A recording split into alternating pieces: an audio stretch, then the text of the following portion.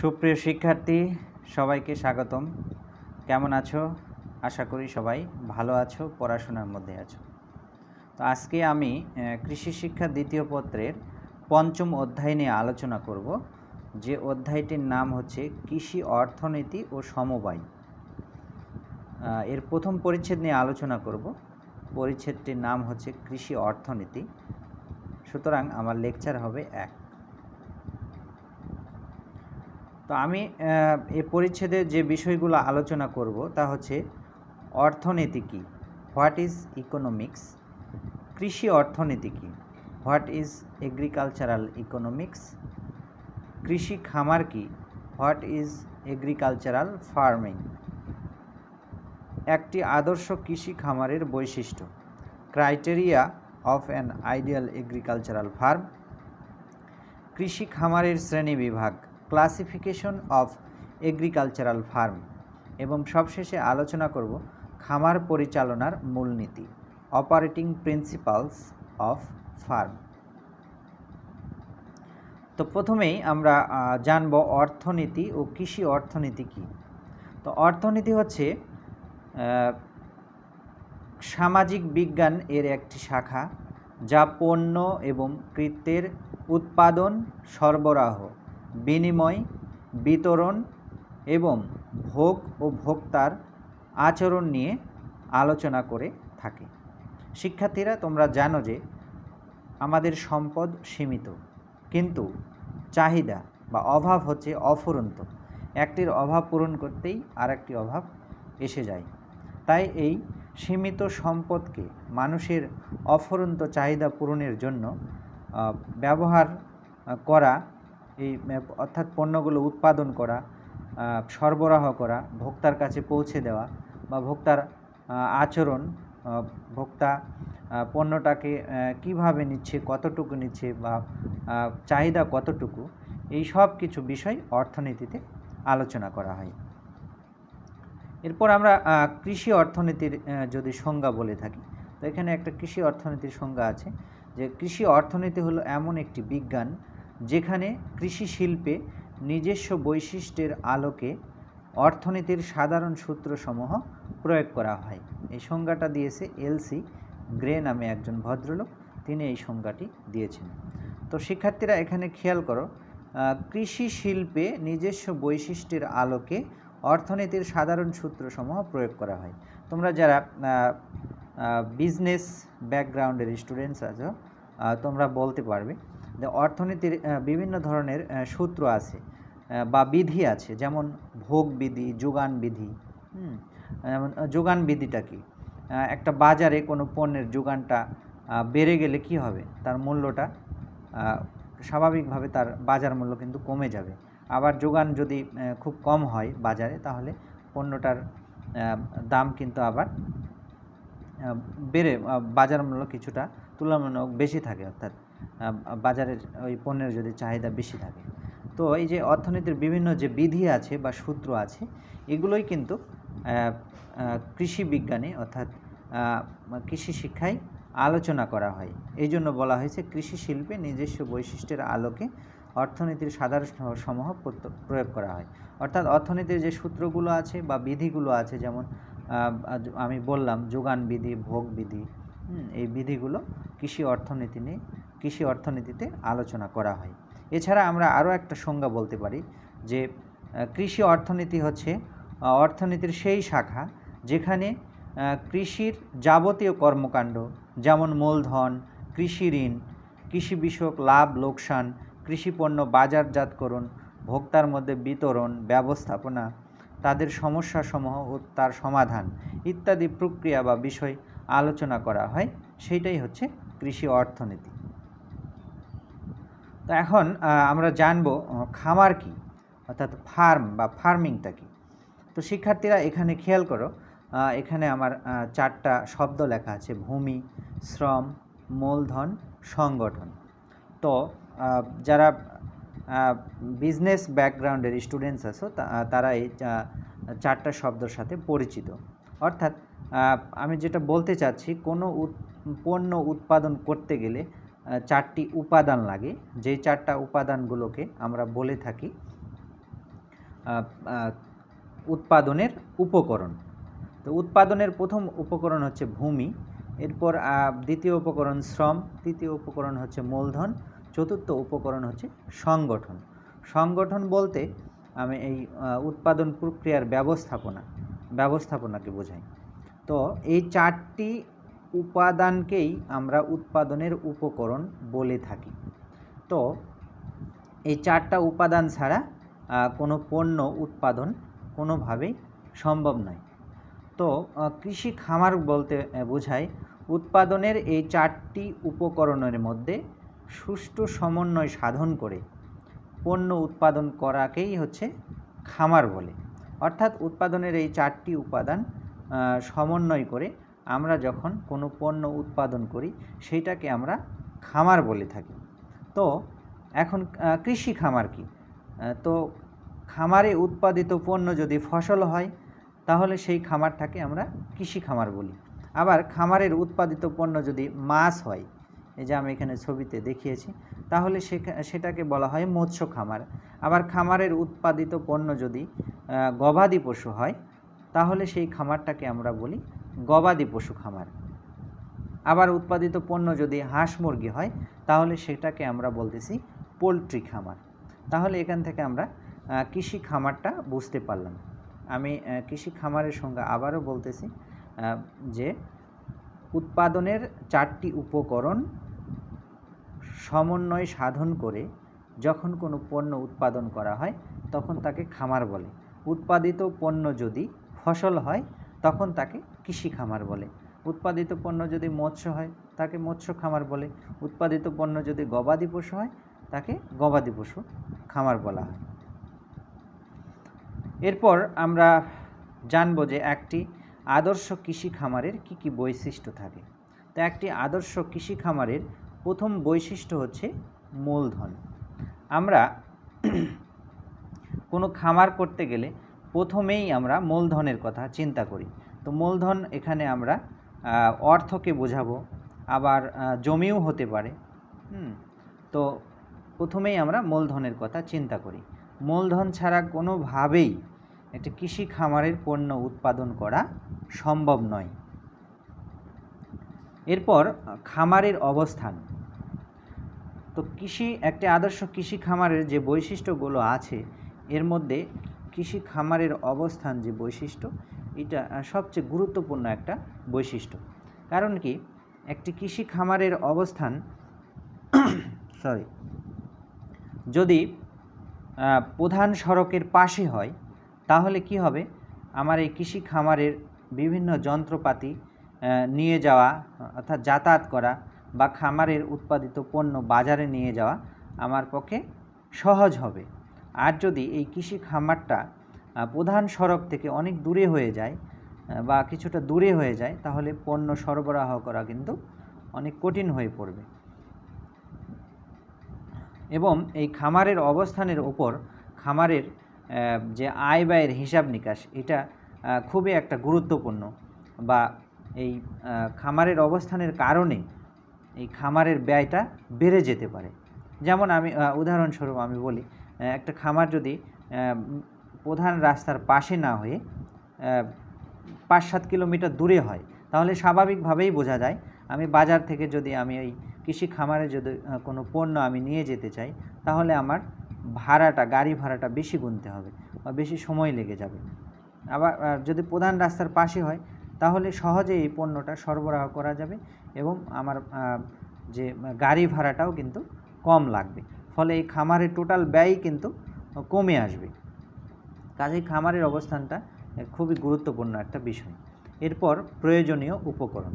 আমার মূলধন আছে, আমার খামারের অবস্থান ঠিক আছে, এরপর আমার যদি প্রয়োজনীয় উপকরণ না থাকে তাহলে আমি এই কৃষি খামারে পণ্য উৎপাদন করতে পারবো না।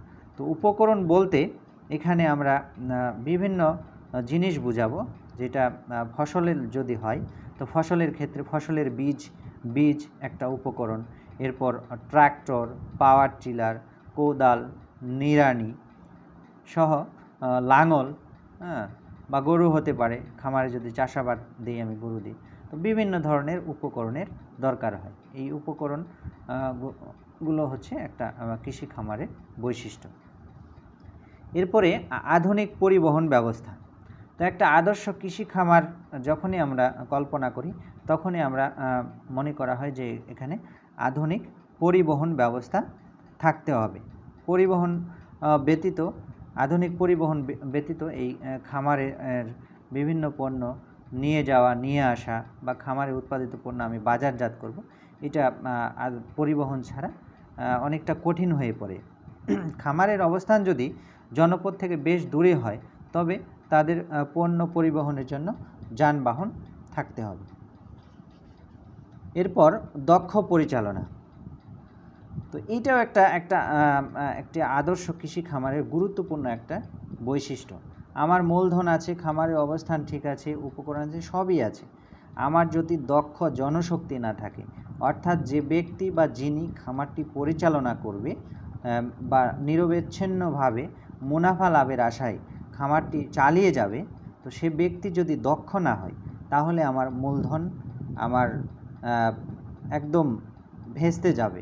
মূলধন বলো বা খামারের উপকরণ বলো বা অবস্থান ঠিক আছে, আমার আধুনিক পরিবহন আছে, আমার সব কিছুতেই লস গুনতে হবে যদি যে ব্যক্তিটা খামার পরিচালনা করবে তার যদি এক্সপেরিয়েন্স অর্থাৎ অভিজ্ঞতা না থাকে। এরপর আমরা জানব খামারের শ্রেণী বিভাগ। তো শিক্ষার্থীরা খেয়াল করো, এখানে কৃষি খামারের শ্রেণী বিভাগ। তো এই কৃষি খামার আমরা তিনটি দৃষ্টিকোণ থেকে শ্রেণী বিভাগ করতে পারি।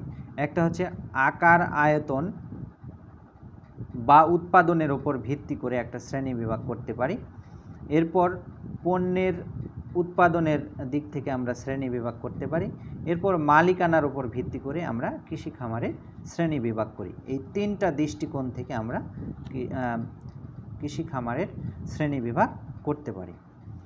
তো আকার, আয়তন বা উৎপাদনের উপর ভিত্তি করে কৃষি খামার হচ্ছে দুই প্রকার। একটা হচ্ছে জীবন নির্বাহী খামার বা পারিবারিক খামার, দুই নাম্বার হচ্ছে বাণিজ্যিক খামার। তো জীবন নির্বাহী খামার বা পারিবারিক খামার কাকে বলে?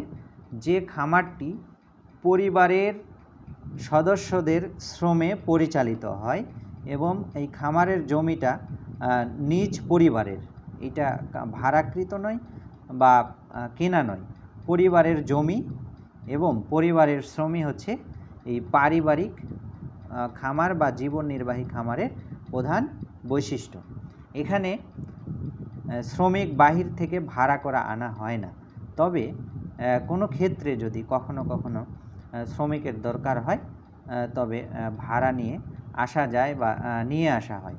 তবে বলেছে এটা প্রধানত পরিবারের লোকজনই এখানে শ্রম দেবে এবং পরিবারের জমি হবে। এইটাই হচ্ছে এই জীবন নির্বাহী খামার বা পারিবারিক খামারের বৈশিষ্ট্য।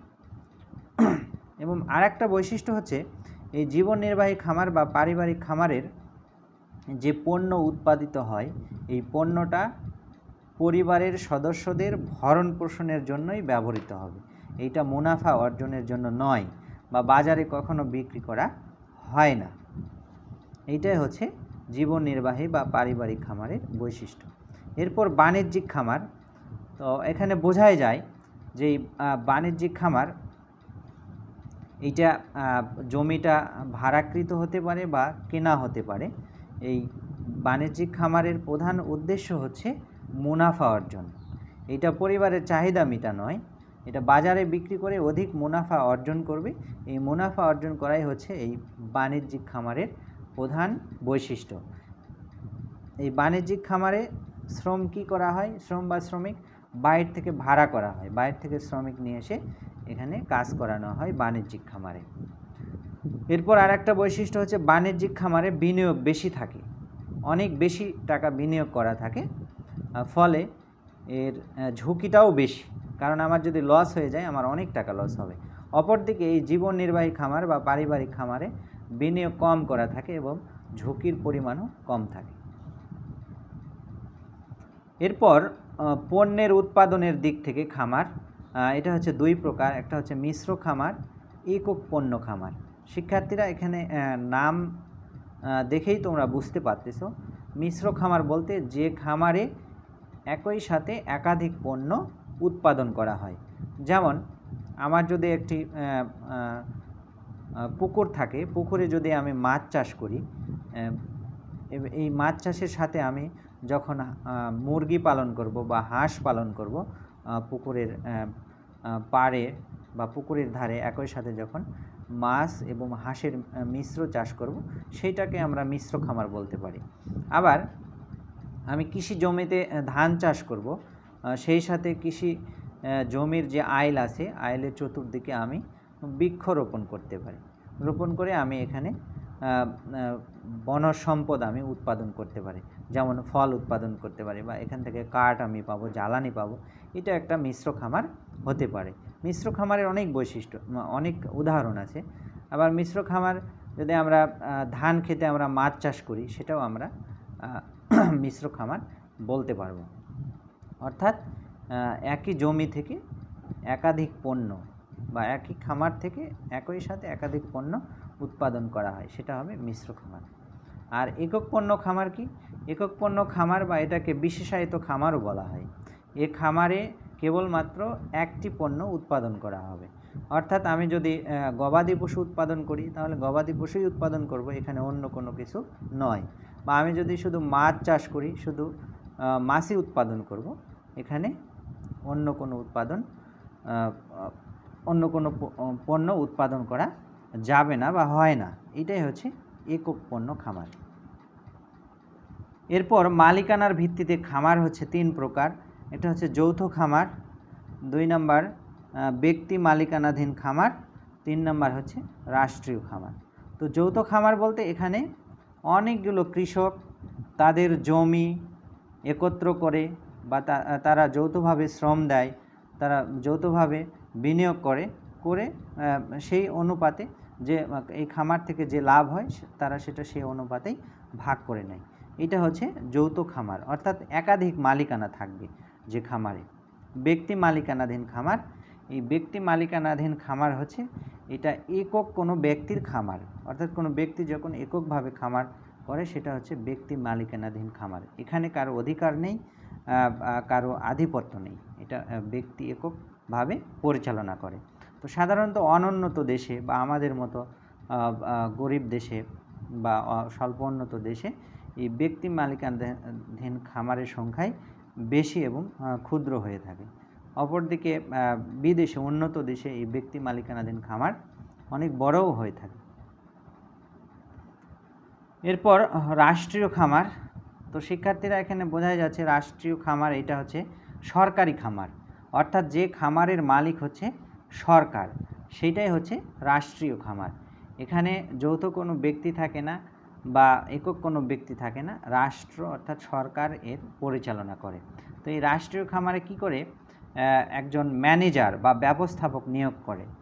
রাষ্ট্রীয় খামার পরিচালনার জন্য সেখানে ম্যানেজার বা ব্যবস্থাপক নিয়োগ করা হয়, সেখানে বিভিন্ন ধরনের কর্মকর্তা কর্মচারী নিয়োগ করা হয় এবং এই রাষ্ট্রীয় খামারটি একটা নির্দিষ্ট মন্ত্রণালয়ের থাকে।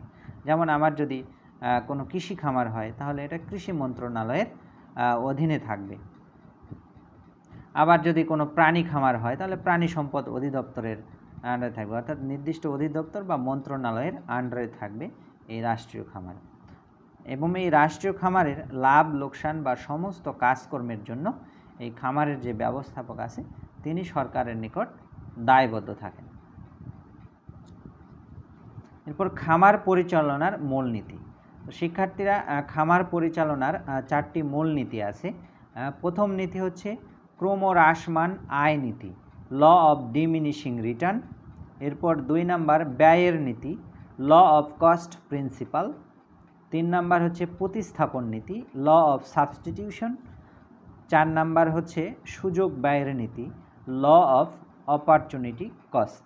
এই খামার পরিচালনার জন্য এই 4টি আমাদের মূলনীতির দরকার হয়, অর্থাৎ খামার পরিচালনার মূলনীতি 4টি। তো শিক্ষার্থীরা এই খামার পরিচালনার 4টি যে মূলনীতি আছে এই 4টি মূলনীতি নিয়ে আমরা আগামী ক্লাসে বিস্তারিত আলোচনা করব। আজকের ক্লাস এখানেই শেষ। সবাই ভালো থাকো, সুস্থ থাকো, আল্লাহ হাফেজ।